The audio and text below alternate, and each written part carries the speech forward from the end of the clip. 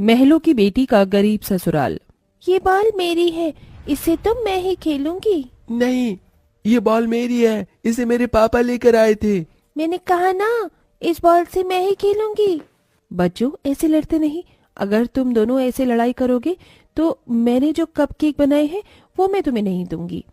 Sorry aunty, अब हम लोग नहीं लड़ेंगे। Sorry mummy.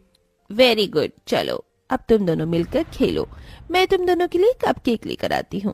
इन बच्चों को खेलते देख मुझे तो हमारे बचपन के दिन याद आ जाते हैं। धीरे धीरे कब बड़े हो गए पता ही नहीं चला। हमारे बच्चे साथ में खेलते हुए कितने ज्यादा प्यारे लगते हैं ना। राजेश, क्यों ना हम अपने बचपन की दोस्ती को रिश्तेदारी में बदल ले? तुम क्या कहते हो? सच कहूं तो जितेंद्र, तुमने तो मेरे दिल की बात कह दी। मैं भी कब से तुमसे यही बात करना चाहता था। तो अब तय हुआ, जब हमारे बच्चे बड़े हो जाएंगे तो हम इनकी शादी करेंगे। इतना कहकर बचपन के दोस्त राजेश और जितेंद्र एक दूसरे के गले मिलते हैं। राजेश और जितेंद्र शहर के सबसे बड़े बिजनेसमैन थे। इन दोनों का घर किसी महलों से कम नहीं था। अपनी दोस्ती को रिश्तेदारी में बदलने के लिए दोनों अपने बच्चों का रिश्ता तय कर देते हैं। ऐसे ही समय गुजरता रहता है और दोनों बच्चे एक दूसरे के साथ हंसते खेलते बड़े हो जाते हैं। बेबी, ये लीजिए आपकी कॉफी। तुम फिर ये मिल्क और शुगर वाली कॉफी ले आई। तुम्हें पता नहीं कि मैं ब्लैक कॉफी पीती हूँ? क्या हुआ आराधना बेटा, तुम्हारा मूड क्यों ऑफ है? माँ, आपने ये कैसी नौकरानी रखी है? मैं जब भी इससे कॉफी मांगती हूँ ये मेरी कॉफी में दूध और चीनी डालकर ले आती है। इसे पता नहीं कि मुझे ब्लैक कॉफी पसंद है। बेटा, बेचारी दिन भर में इतने सारे काम करती है, इसलिए भूल जाती होगी। लेकिन तुम फिक्र मत करो, मैंने आज ही एक और नई नौकरानी रखी है। अब से वो रोज तुम्हारे लिए तुम्हारी मनपसंद ब्लैक कॉफी लेकर आएगी। लेकिन ये क्या, सुबह के 10 बज चुके हैं और तुम अभी तक तैयार नहीं हुई? तुम्हें क्या कॉलेज नहीं जाना? मैंने आपसे कहा था ना कि जब तक मेरी फरारी नहीं आ जाती मैं कॉलेज नहीं जाऊंगी। ऐसा कभी हो सकता है कि हमारी प्यारी बिटिया रानी ने हमसे कुछ बोला हो और हमने उससे नाला कर दिया हो? तुम्हें जो फरारी चाहिए थी वो फरारी कब की आ चुकी है और नीचे कब से तुम्हारा इंतजार कर रही है। मम्मी, सच्ची डैड ने मेरे लिए मेरी मनपसंद फरारी मंगवा दी। आप दोनों वर्ल्ड की बेस्ट मम्मी और डैडी हो। I just love you. I love you too my princess. चलो हम जल्दी से तैयार हो जाओ। आराधना जल्दी से उठती है और तैयार होकर सीधा अपनी फरारी में बैठती है। लेकिन आराधना कॉलेज जाने की बजाय एक पार्क के सामने जाकर अपनी गाड़ी रोकती है और जल्दी से गाड़ी से उतरकर पार्क में जाती है, जहां वो एक लड़के से मिलती है। सॉरी, आज फिर से मैं आने में लेट हो गई। प्रिंसेस आराधना, इसमें कौन सी नई बात है? ये तो आपको रोज का काम है। सॉरी बाबा, आप कितना गुस्सा करोगी? प्लीज मुझे माफ कर दो। सॉरी। ठीक है, माफ किया, लेकिन अगली बार से लेट मत होना। यह लड़का कोई और नहीं बल्कि अरमान था, जिससे आराधना के माता पिता ने बचपन में आराधना का रिश्ता तय किया था। अरमान, अब तो मेरी पढ़ाई भी पूरी होने वाली है। क्यों ना अब हम जल्दी से अपने मम्मी डैडी से बात करके शादी कर ले। बचपन में हमारे मम्मी पापा ने हमारा रिश्ता तय किया था, लेकिन अब मुझे ऐसा लगता है कि हमारी शादी होना मुश्किल है। जब से पापा के बिजनेस में लॉस हुआ है तब से हम लोग एक छोटे से किराए के मकान में रह रहे हैं। अब ना ही हमारे पास रहने के लिए कोई बड़ा घर है और ना ही अपनी ख्वाहिशों को पूरा करने के लिए पैसे। मैं ये सब जानती हूँ, लेकिन हमने बचपन से एक दूसरे से प्यार किया है, तो अब हमें कोई अलग नहीं कर सकता। और ये रिश्ता तो हमारे पापा ने तय किया था। मुझे नहीं लगता कि वो इससे अब इनकार करेंगे। जहां अरमान और आराधना के बचपन की दोस्ती प्यार के रिश्ते में बदल गई थी और दोनों एक दूसरे के बिना नहीं रह सकते थे, वहीं अब तो आराधना की भी पढ़ाई पूरी होने वाली है, तो क्यों ना अब आप राजेश भाई साहब से बात करके बच्चों की शादी का मुहूर्त निकलवाइए। मैं तो कब से ये सोच रहा था, मैं कल ही जाकर राजेश से बच्चों की शादी का मुहूर्त निकलवाता हूँ। अगले दिन होते ही जितेंद्र अपने बचपन के दोस्त राजेश के घर जाता है। राजेश, कैसा है तू? अरे ठीक हूं, लेकिन तू यहाँ क्या कर रहा है? भूल गया, बचपन में हम दोनों ने अपने बच्चों का रिश्ता तय किया था। अब उन दोनों की उम्र शादी लायक हो चुकी है। अब बता, कब भेज रहा है अपनी बेटी को मेरे घर की बहू बनाकर?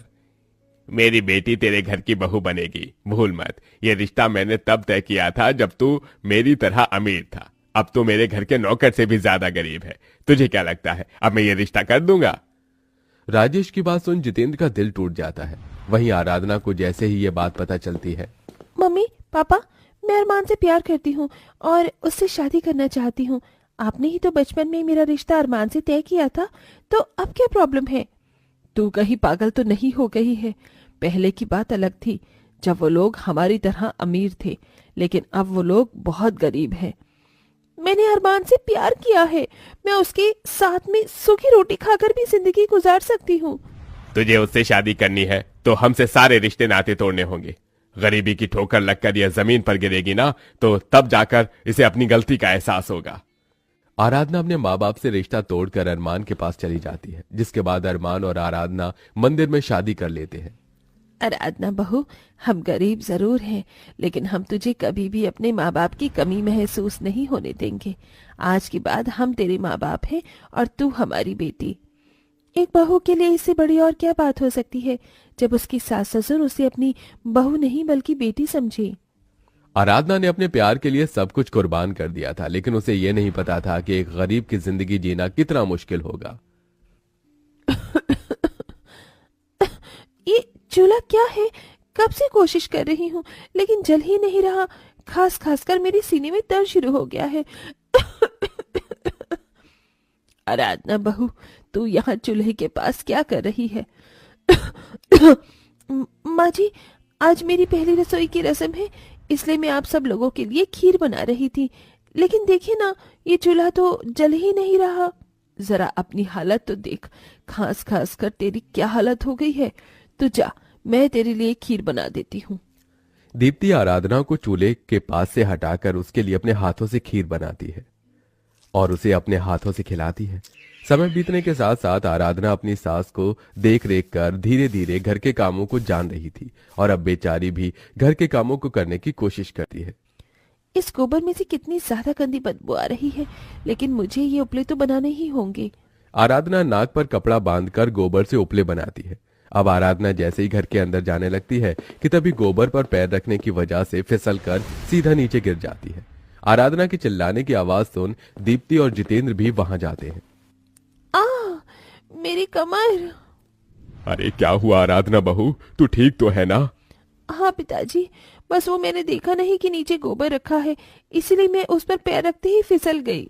मैंने कहा था ना कि तू ये सब काम मत कर, लेकिन तू है कि मेरी सुनती ही नहीं। दीप्ति जितेंद्र दोनों मिलकर आराधना को उठाते हैं और अंदर ले जाकर उसके पैर पर दवाई लगाने लगते हैं। माँ जी, ये आप क्या कर रही हैं? आप मेरे पैरों को मत छूइए। दीप्ति बहू, तू क्यों भूल जाती है कि तू मेरी बहू होने के साथ साथ अब बेटी भी है मेरी, और एक माँ अपनी बेटी का ख्याल नहीं रखेगी तो कौन रखेगा? अपनी सास ससुर के दिल में अपने लिए इतना प्यार देख आराधना की आंखों में आंसू आ जाते हैं। ऐसे ही समय गुजरता रहता है और एक दिन लगता है मुझे जिंदगी भर मेहनत मजदूरी ही करनी पड़ेगी।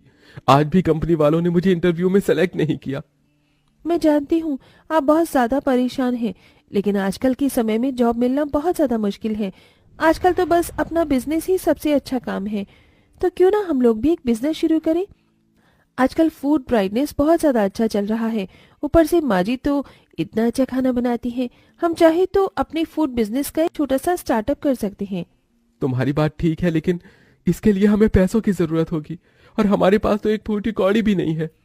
आप फिक्र मत कीजिए, ये सोने का लॉकेट मुझे मेरी मम्मी ने दिया था, हम इसे बेचकर अपना फूड बिजनेस स्टार्ट कर सकते हैं। अपने ससुराल वालों के लिए आराधना अपनी माँ का दिया हुआ सोने का लॉकेट बेचकर पैसे ले आती है, जिसके बाद अब सभी लोग मिलकर अपना एक छोटा सा फूड बिजनेस स्टार्ट करते हैं।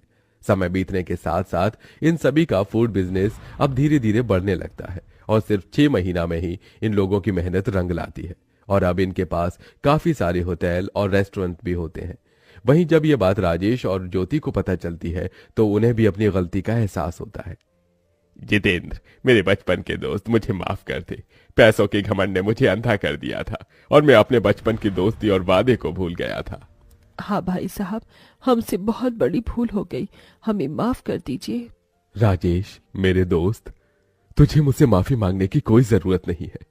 तेरी बेटी भले ही महलों की रानी थी, लेकिन अपने गरीब ससुराल में कभी उसे किसी चीज की शिकायत नहीं की।